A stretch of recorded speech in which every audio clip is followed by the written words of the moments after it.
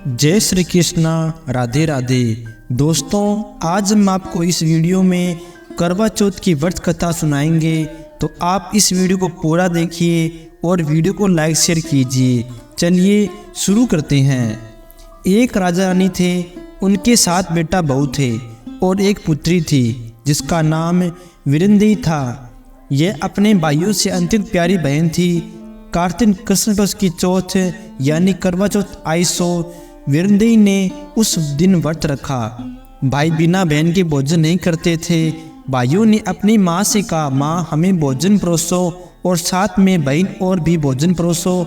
माँ ने कहा, आज तुम्हारी बहन का व्रत है, वह खाना नहीं खाएगी। शाम को चंद्रमा को अर्घ देकर ही वह खाना खाएगी। इस पर भाइयों ने कहा कि जब चंद्रमा निकल आवेगा तब भी खावेगी। माँ ने कहा हाँ। तब कुछ भाई नदी की उस पार पहुँच गए। एक भाई चंद्रमा की शक्ल की मसाल ले आया और एक भाई ने उसमें आग लगा दी। एक ने उसके ऊपर छन्नी ढक दी, एक निशानी पर चढ़ गया और लगा चांद देखने। एक भाई ने कहा, चंद्रमा निकल आया है। यह सुनकर बहन भौजाई से बोली, भाभी चलो चंद्रमा निकल आया है। यह सुनकर बहन भौजाई से बोली, भाभी चलो चंद्रमा निकल आया है। भाभियों ने कहा, तुम्हारा चंद्रमा निकल आया है, हमारा नहीं निकला है। अब तो बहन अकेली जाकर पूजा कर आई, अर्घ दे आई और भाइयों के संग जिमने बैठ गई। अब जैसे ही भोजन की थाली उसके पास आई तो उस पहले ग्रास में बाल निकला, दूसरे ग्रास में छींक हुई और तीसरे ग्रास में हरकारा आ गया कि तुमको ससुराल में बुलाया है। बेटी चलने को तैयार हो गई। तब माँ बोली, बेटी तुझे जो कोई रास्ते में मिले उसके पाँव लगती जाना। उसने वैसा ही किया, परंतु किसी ने भी आशीर्वाद नहीं दिया। परंतु जब नंद आने मिली तो उसके पाँव छूने पर उसे सौभाग्यवती और 7 पुत्र की माँ होने का आशीर्वाद दिया। घर में जाकर उसने देखा कि पति मरा पड़ा है और उसके चले जाने की तैयारी हो रही है। वह भी संग संग गए तथा रेती में पति की लाश रखवाली और हर समय सेवा करने लगी। नंद रोज आती, 4 रोटी तथा एक कुल्ले में दाल लाती, जो वह खुद न खाकर रेती ही गाड़ देती। कुछ समय बीतने के बाद अगहन मास की चौथ मास उसके पास आई और बोली कि किवाड़ खोल। उसने किवाड़ खोले तथा चौथ माँ को देखकर वह उसके पाँव छूने लगी। तब चौथ माँ ने उसको धक्का मार दिया और बोली, अरे व्रत खंडनी, दूर रह, मेरे पैर न पकड़। उसके बहुत माफ़ी मांगने पर चौथ बोली कि मुझसे बड़ी आवेगी वही तुमको स्वागत देगी। इस तरह हर महीना चौथ आती है, ऐसा कहकर चली जाती है। और 11 महीने वाली चौथ आई तो उसने पुत्र ने बहुत ही विनती की। तब उसने कहा कि देख, अब करवा चौथ का आने वाला है और तुझे वही 100 लाख लुटा देगी, इसलिए तू सभी सुहाग का सामना पहले ही मांग कर रख लेना। यदि वह तुझे मारे तो पीट लेना, कठोर शब्द बोले तो सुन लेना, जैसा ही बुरा भला कहे सुन लेना, परंतु तो उसकी प्रार्थना ही करना, उसको छोड़ना मत।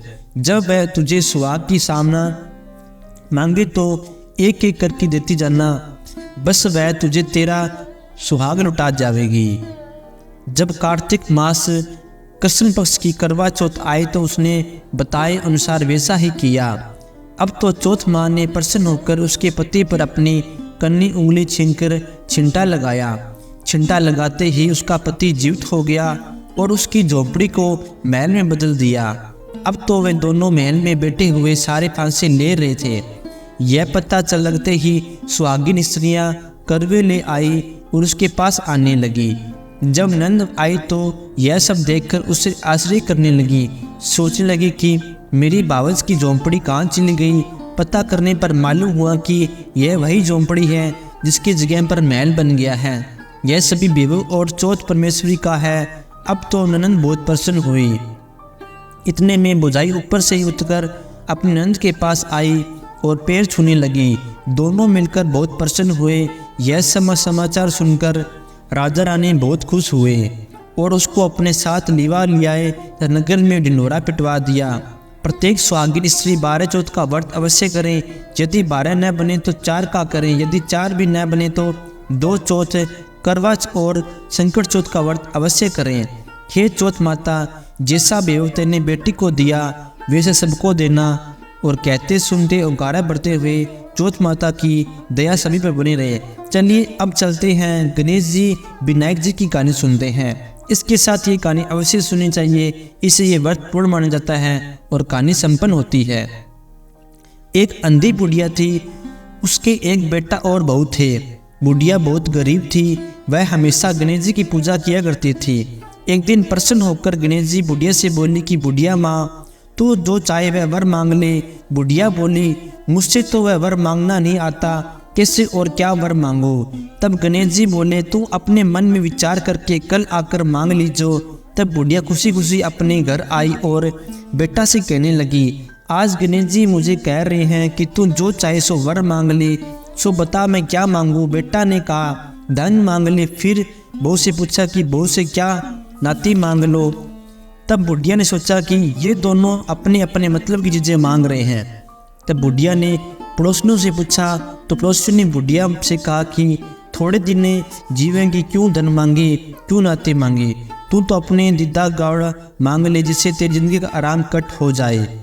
बुढ़िया ने पड़ोसिन की बात न मानी और घर में आकर सोचने लगी, जिसमें बेटा बहू राजी हो वही मांग लूँ और अपने मतलब की चीज़ें भी मांग लूँ। जब बहुत दूसरे दिन गणेश जी की पूजा करने लगी तो गणेश जी आए और बोले, बुढ़िया माँ बोले क्या मांगे, जो चाहे सो मांग ले। जट बुढ़िया बोली, यदि आप प्रसन्न हैं तो मुझे 9 करोड़ की माया दे, निरोगी काया दे, जिद्दा घोड़ा दे, नाती पोता दे, जवाई देवता दे, भाई भतीजे दे और सब परिवार को खूब सुख दे, अंत में मोक्ष दे।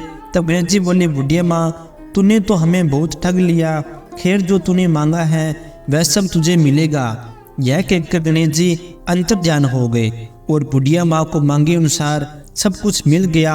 हे गणेश जी महाराज, जैसे तूने उस बुढ़िया को सब कुछ दिया वैसे हम सबको देना। कहते सुनते हुंकारा भरते हुए हमारे सारे परिवार को सुख दीजो। जय करवा चौथ की जय, जय चौथ माता की जय, जय गणेश जी महाराज की जय। तो आपको इस बारे में बताते हैं कि करवा चौथ का उज्जवल कैसे करते हैं। लड़की की वाई साल लड़की के माए के यहाँ से उज्जवल लिए एक प्रात में 14 जगह 4-4 पूड़ी और थोड़ा थोड़ा सीरा या 7-7 सहाली और लड्डू रख दे।